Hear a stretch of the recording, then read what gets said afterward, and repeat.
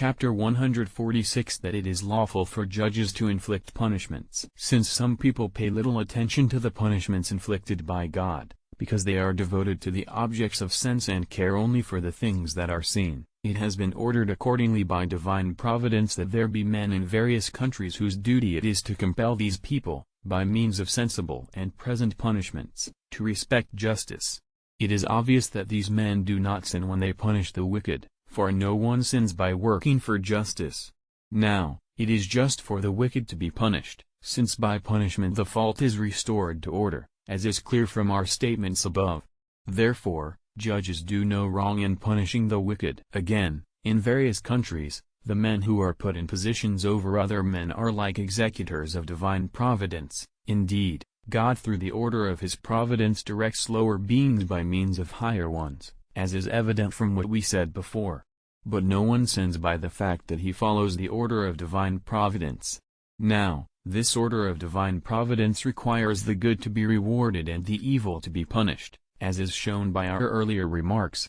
Therefore, men who are in authority over others do no wrong when they reward the good and punish the evil. Besides, the good has no need of evil, but, rather, the converse.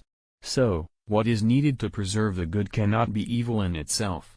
Now, for the preservation of concord among men it is necessary that punishments be inflicted on the wicked. Therefore, to punish the wicked is not in itself evil. Moreover, the common good is better than the particular good of one person.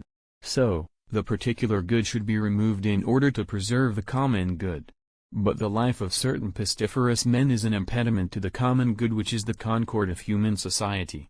Therefore, certain men must be removed by death from the society of men. Furthermore, just as a physician looks to health as the end in his work, and health consists in the orderly concord of humors, so, too, the ruler of a state intends peace in his work, and peace consists in the ordered concord of citizens.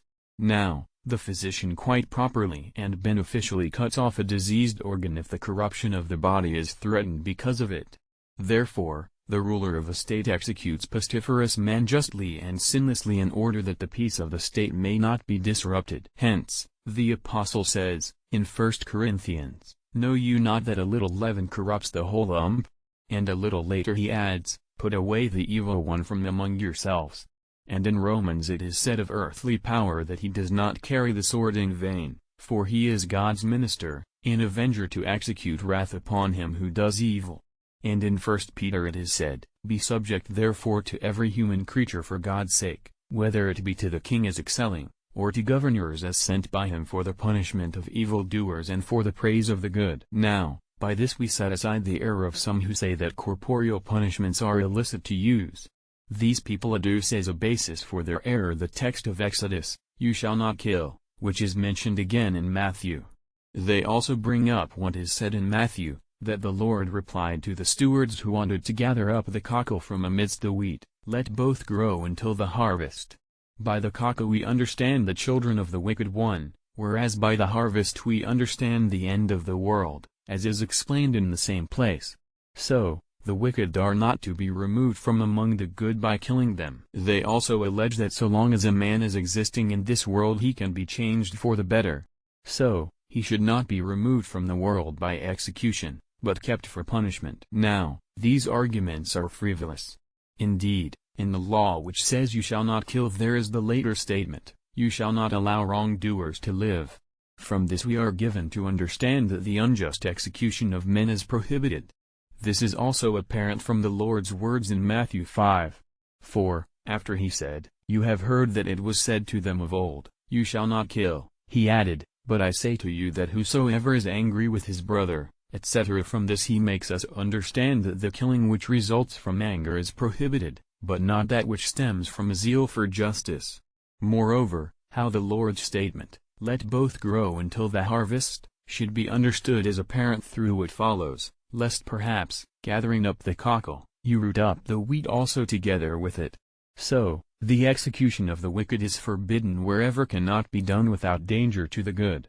Of course, this often happens when the wicked are not clearly distinguished from the good by their sins, or when the danger of the evil involving many good men and their ruin is feared. Finally, the fact that the evil, as long as they live, can be corrected from their errors does not prohibit the fact that they may be justly executed, for the danger which threatens from their way of life is greater and more certain than the good which may be expected from their improvement.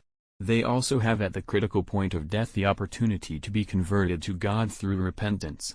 And if they are so stubborn that even at the point of death their heart does not draw back from evil, it is possible to make a highly probable judgment that they would never come away from evil to the right use of their powers.